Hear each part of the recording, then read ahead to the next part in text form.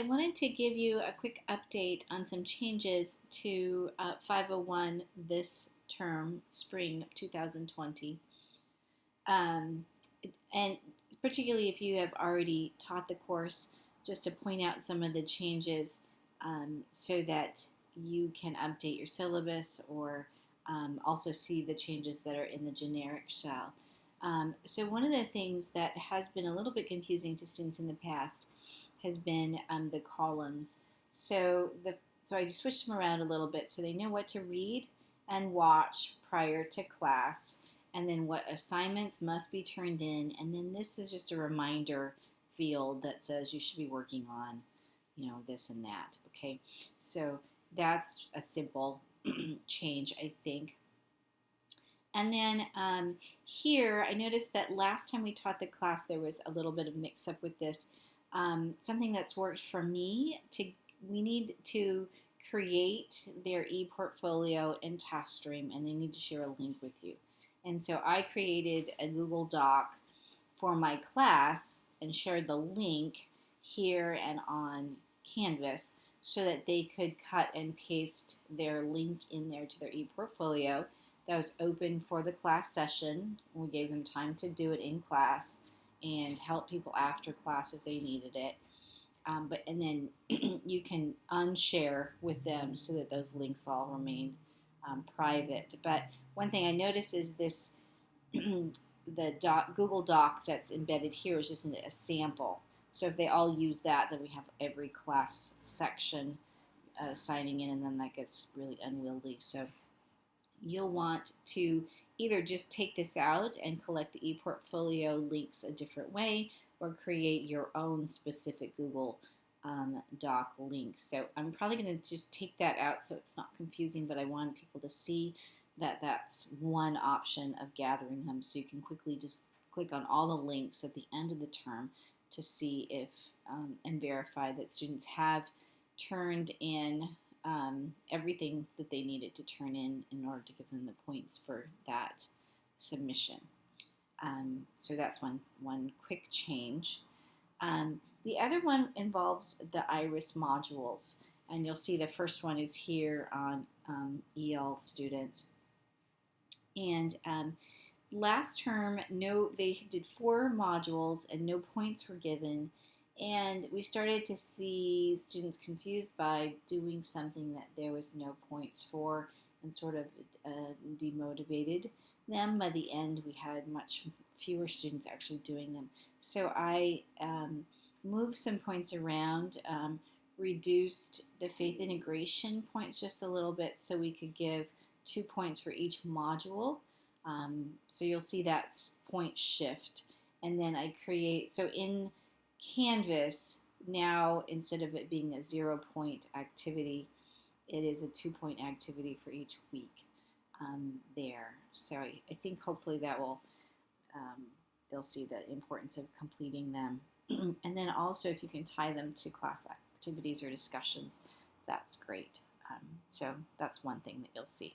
And then it was a little bit confusing in the last syllabus when the IRIS modules were due, and so I've tried to make that clear. It didn't necessarily match Canvas, so now it does.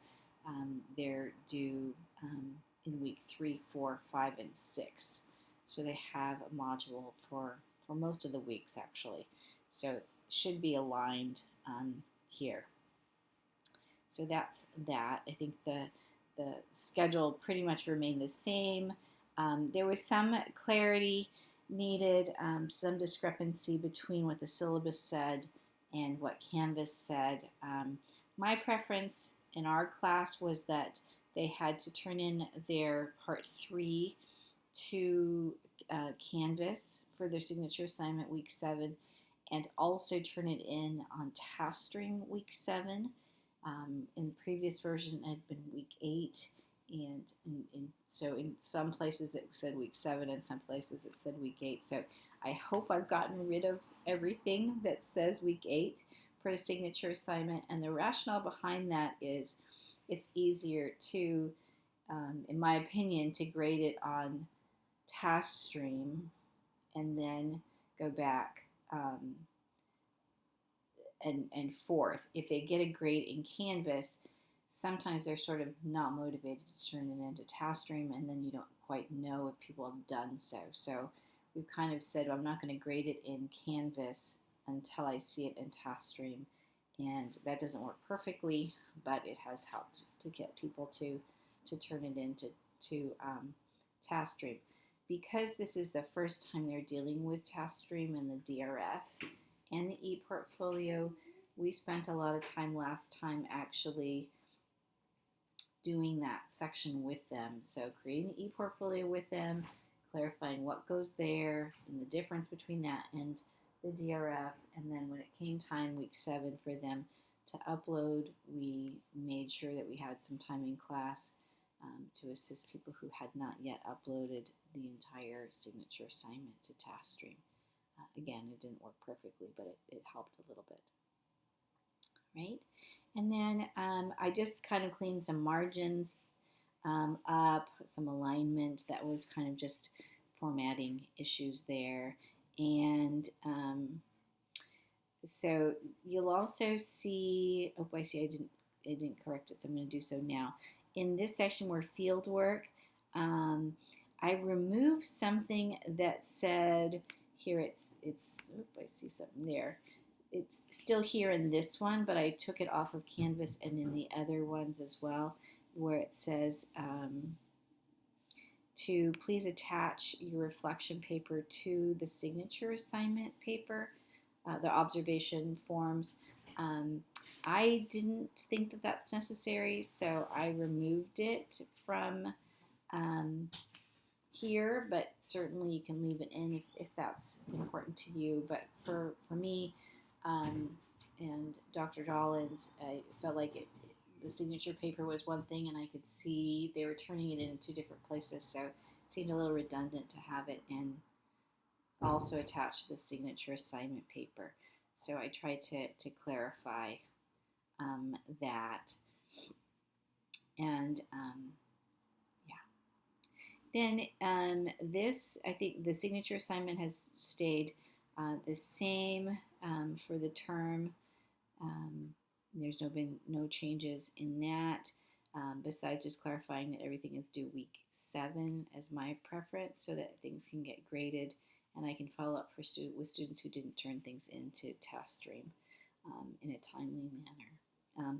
Also, we noticed last time that when they turned in their signature assignment, that also gave us the opportunity to talk about them submitting their dispositions to us and to which professor to kind of just assign a professor that they turn in their disposition form to, so we have more of an even distribution.